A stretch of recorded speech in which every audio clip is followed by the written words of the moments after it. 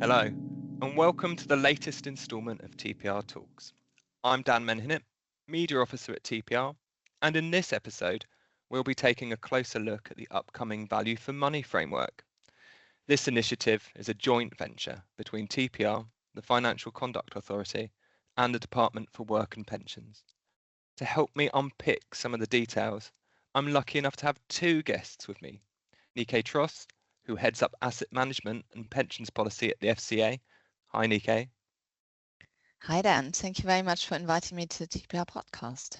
You're very welcome. And Patrick Coyne, who heads up policy and public affairs at TPR. Hi, Patrick. Hi, Dan. Yep, this is really regulators working together in action. So my first question, I'll start with you, Nike.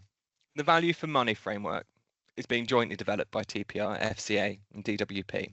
And it's going to require all relevant schemes to disclose clear and comparable data on investment performance, costs and charges, and service quality.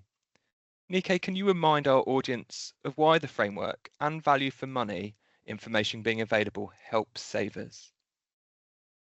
So the benefit of the framework is really about transparency, and that transparency then driving better decision making. Without having that kind of information, it's not possible to fully compare the performance of different schemes.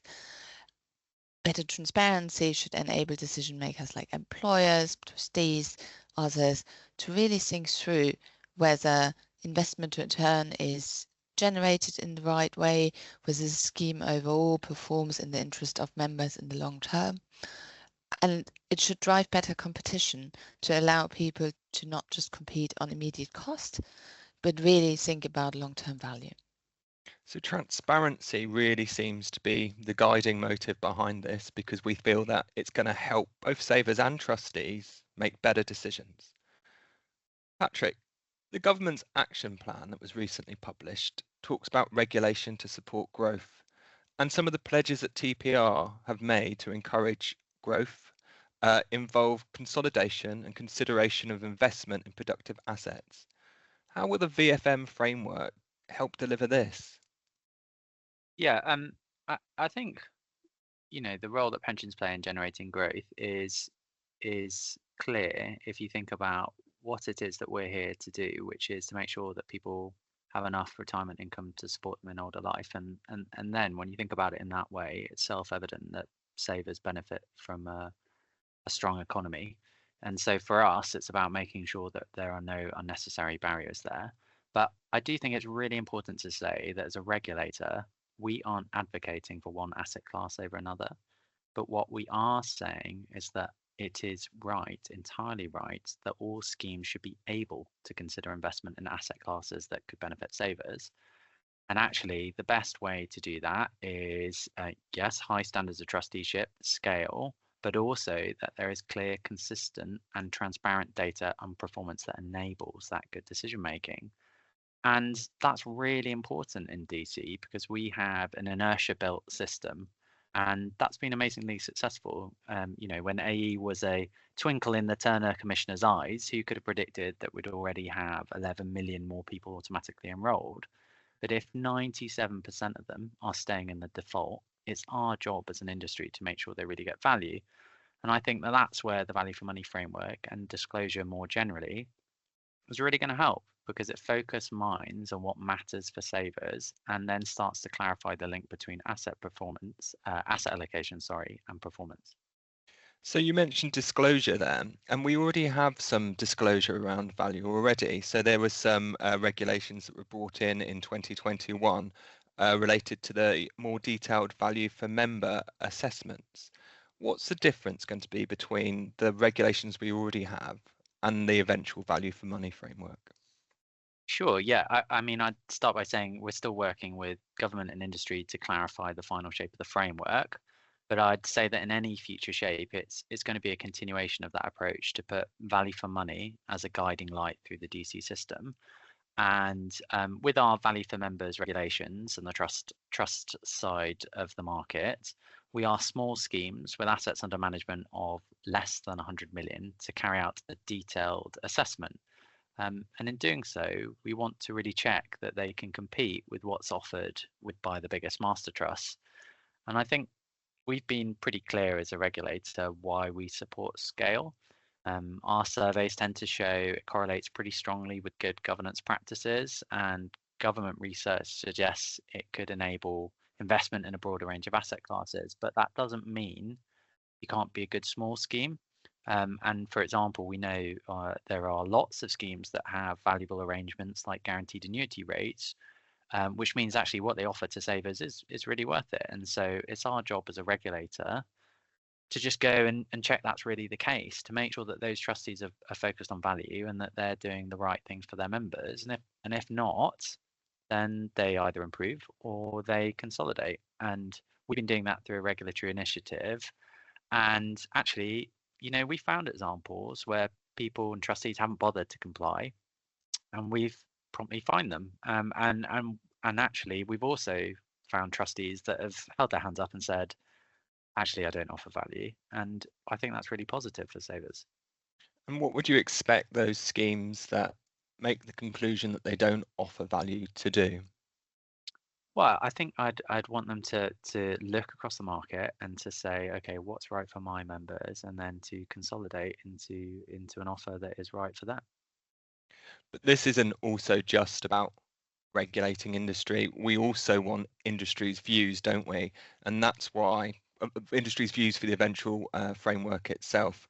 And that's why I know the FCA went out recently with its consultation asking industry, both contract-based schemes and trust-based schemes, what they thought was needed to make what is really a very big project work in practice. Nike, can you give me a summary of some of the main takeaways from the 2024 consultation, which focused on contract-based schemes, but also had input from the trust-based ones too?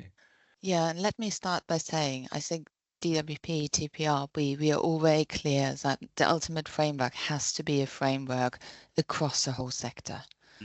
For consumers, there shouldn't really be a difference in what they experience, whether it's in a trust-based scheme or a contract-based schemes. And when it comes to this comparison, actually, if you don't have common metrics, you can't really compare across the market. It's been great to have to undertake this project together. And in terms of the 2024 consultation, that was really an opportunity for us to seek feedback on really detailed, granular methods of calculating investment returns, costs, other metrics. I'm sure we'll come on to those in a bit more detail later.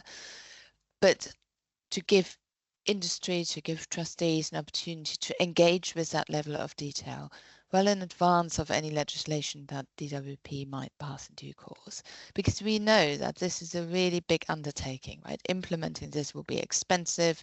We have to get it right. It has to drive the right behaviors, importantly.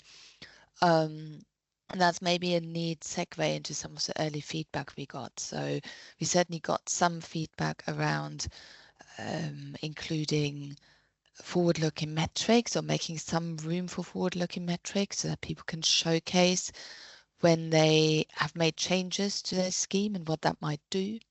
We had feedback around making sure that we strip back some of the metrics to really make the overall framework proportionate. That's something we always expected and are certainly keen to do. And then we also had feedback on the assessment process, whether that really reflects how trustees and others might think about schemes and refining that. And overall, has the top level, the high level response from contract-based schemes about this initiative been positive? Have they seen the need, and do they want a value for money framework? I think there's a lot of consensus that in principle this is needed, that there needs to be better transparency, that there needs to be a greater focus on value. I think that element has been really supported by the market. People worry that there's too much focus on immediate cost and not enough focus on value.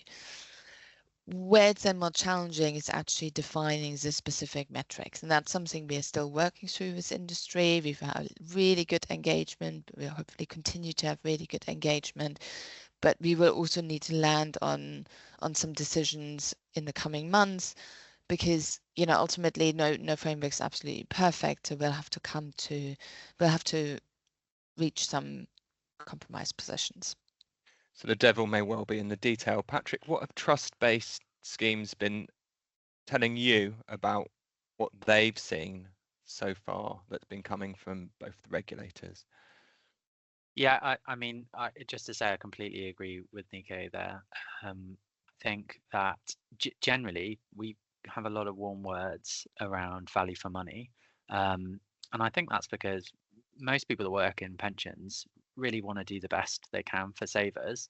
But when it gets into the detail, it's really, really hard to bring people together. And, we've got to get past that if we're going to implement a framework that really delivers better outcomes for savers. And we're genuinely listening. We know that introducing a framework isn't easy. We know it's not easy because we've looked at other countries. And so it's important that we work together iteratively to get this right. And that joint working is across both ourselves and the FCA and DWP, but also really listening to the market. And I'm really pleased that so many trust-based schemes responded thoughtfully to the consultation. As Nike said, across the regulators, we've got to be in lockstep here. And the fact that so many of you responded is really welcome.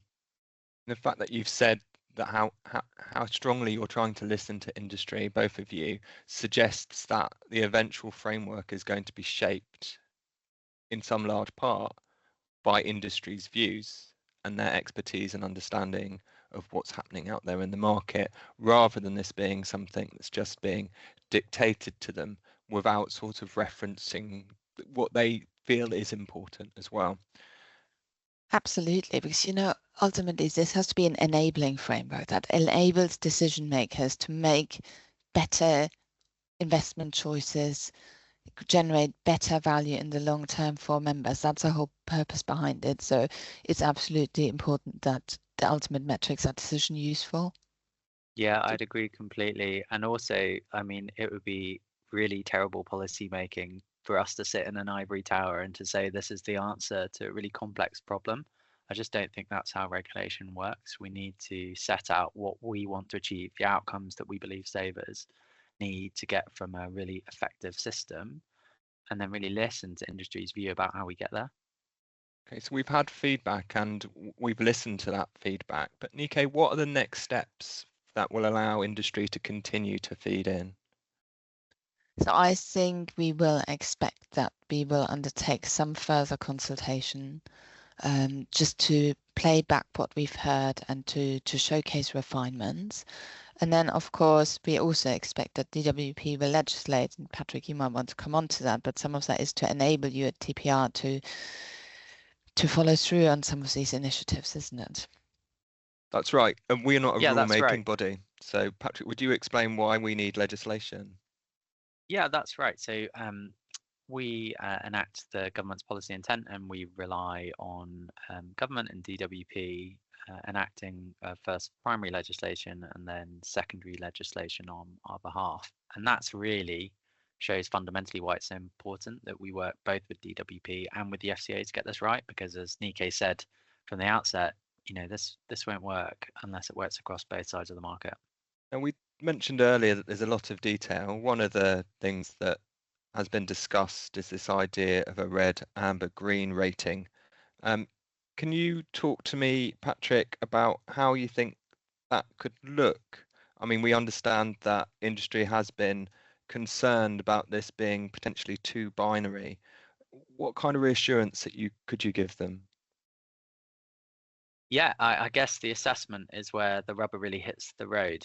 Do I offer value or not? And what schemes have told us is that there is a massive impact in being classed as green or amber, and that rating yourself as amber, even if it was the right thing to do, might have commercial consequences.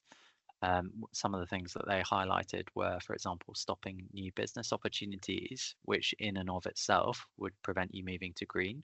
And I don't think that's the intention, right? It's not an intention to prevent schemes getting better.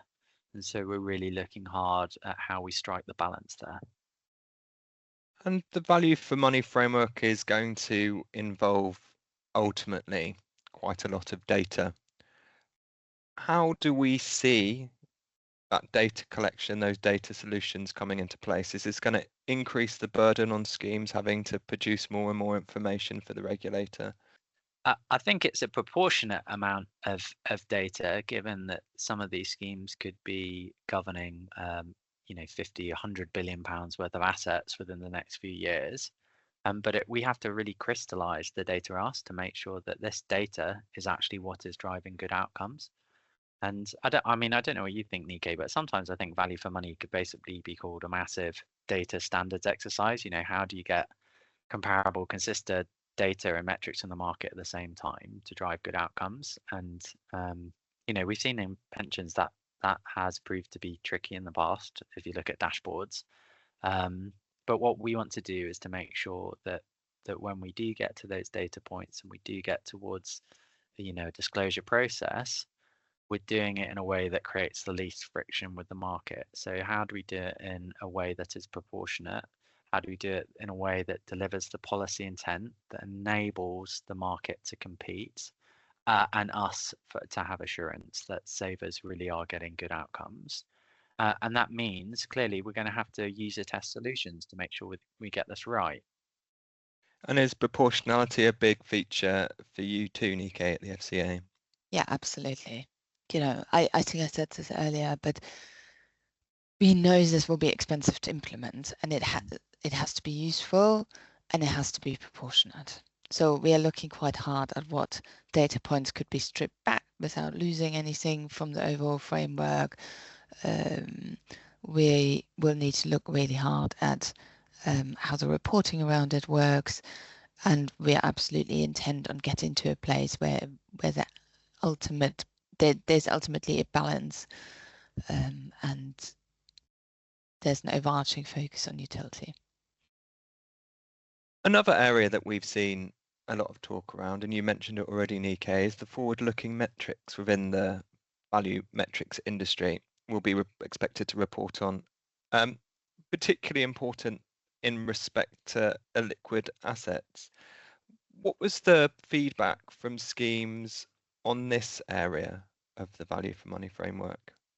I think the main feedback we got is that as people change their portfolio allocations, of course, initially introducing some of these asset classes might not be immediately improving their return, and indeed it might increase their cost base quite considerably. So having an ability to showcase how such investments might change your investment performance over the longer term is something people are looking for. Clearly, what we have to balance there is that forecasts are by nature uncertain. A lot of the other metrics we have in the framework are backward looking, so they're factual. But I think we recognize that this is a really important area, and we're working with various industry groups around how to get this right. So I think we're very open to forward-looking metrics, but we need to get them right. Yeah, I'd completely agree with that. It's always difficult to balance real world outcomes with a hypothetical. But in terms of TPR, that is something that we are well used to as a regulator within the DB world. I think that what would I like to see being used in terms of the forward-looking versus backward-looking? I'd want to see it really influencing current investment governance practices to say, look, we've set out that we were going to achieve this for this outcome for different groups of savers. How are we doing in that real world environment? And then adjusting their strategy accordingly. And also, as Nike says, if we're saying that we believe as a regulator that diversified investments are broadly a good thing, then actually inhibiting investment in certain asset classes would seem to be a bit of an own goal. It's just about getting this right. So in another place that we really want to get it right is finding a way to properly recognise the importance of good quality service. Nike, can you talk to me a bit about how you hope to capture good quality service as a metric within the value for money framework? Yeah, no, let me start by saying I think measuring quality of service is the hardest part of this whole work stream because, you know, investment returns, costs, there are lots of precedents for how you measure them. Mm. But service matters. So the inverse, if you said we're just going to ignore service entirely in a value framework, doesn't seem right. So we have to get to a place where we can find a proportionate and light touch way of bringing service into this. It's the area where I think we had the most feedback and where there is most disagreement within industry as well, actually, about what good looks like. Patrick, why do you think there's so much disagreement over what good looks like in this particular area? That's a really interesting question, Dan. I think in part because the link between service quality and outcomes is tricky to show. And so a lot of people invest in different products and services to inform and enable and help members. But actually getting to the bare bones, what is it that is generating a good outcome, it is problematic. And actually people do have quite varied service provision within the marketplace. Where I would say that quality of service becomes even more important is if and when the framework looks to accumulation. Because I think actually the member or a saver making the right choice for them in a high quality product is going to be really important. And so I'd say this is an important sort of starting block, but we're going to have to build from it. So that's an interesting point there. The value for money framework that we're creating now might be a starting point to perhaps something that goes further into when people are actually drawing down their pensions. Do you see this, both of you, Nike first, do you see this as something eventually that savers will be looking at? Oh, that's an interesting question. You know, the framework isn't designed with savers in mind. It's designed in the first instance for decision makers. And some of the metrics that we are proposing are really quite complex compared to what you'd expect a consumer to have to work their way through. So it's very much aimed at decision makers in the first instance. But clearly, in other financial services products, it is not uncommon for consumers to form a view, for example, on the costs, but also on the returns they're receiving. But I think that would be quite some time off. I mean, Patrick, I don't know what you think. We haven't really discussed this evolution very much yet. No, I think you know, from TPR's perspective, workplace pensions, institutional investors, and making decisions on behalf of savers, it's really important that they make good decisions based on the fact that most people do not engage with their pensions. But I think that dashboards does start to introduce a new market dynamic, and over time, I am sure that will be a consideration, and particularly with some of the broader work that you guys are doing with the advice guidance border. I think that it's just a little way off now because, as you say, we're really focused on that kind of technical audience to make sure that they are acting in the members' interest. So without the value for money framework, the decision makers that are making decisions about other people's money, what have they been basing it on so far, if not investment performance and quality of service? Well, that they will be making those decisions based on those metrics. That the issue has been the comparability and the consistency of those metrics and understanding, looking across to say, how am I doing versus my peers?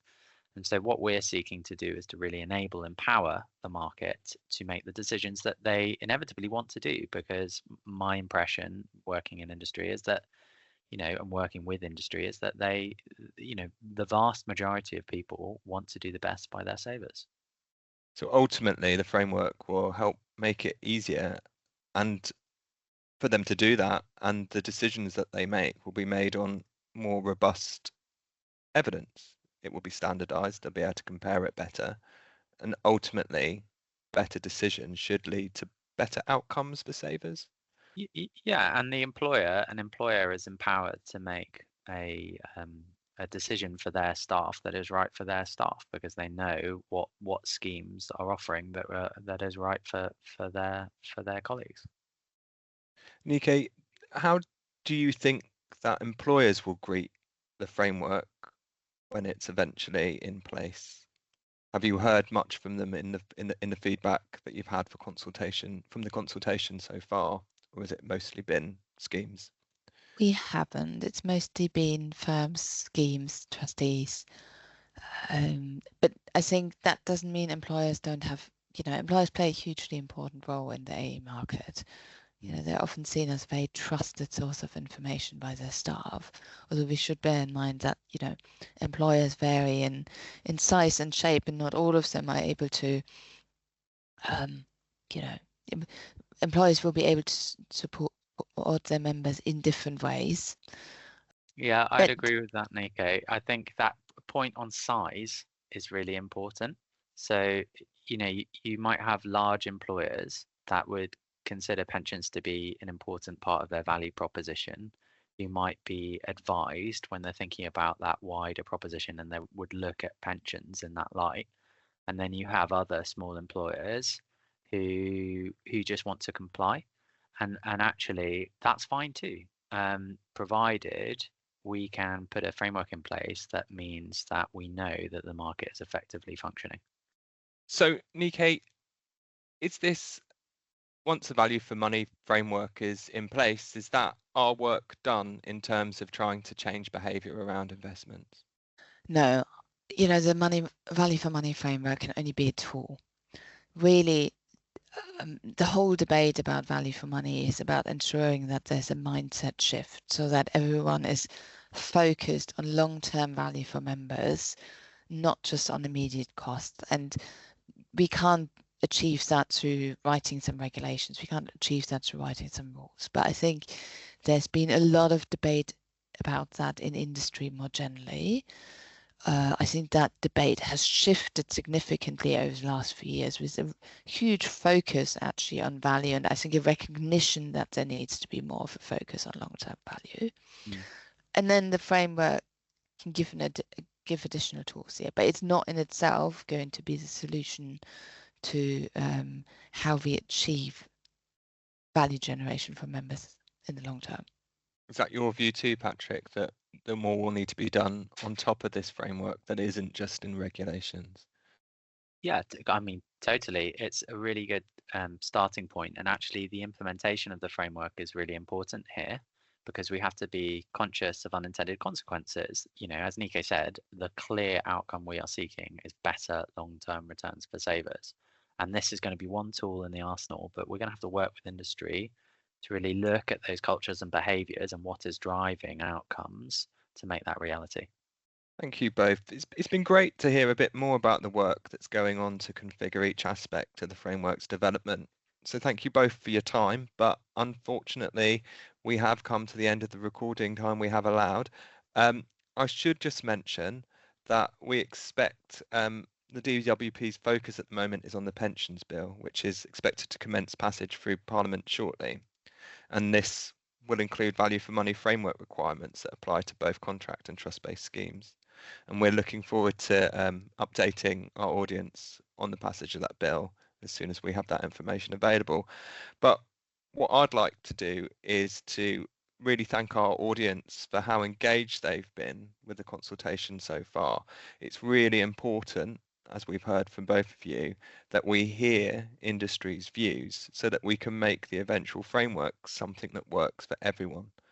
So all that's left for me for today is to say thank you to you, Nike, and thank you to you, Patrick, for your time. Cheers, Dan. Thank you.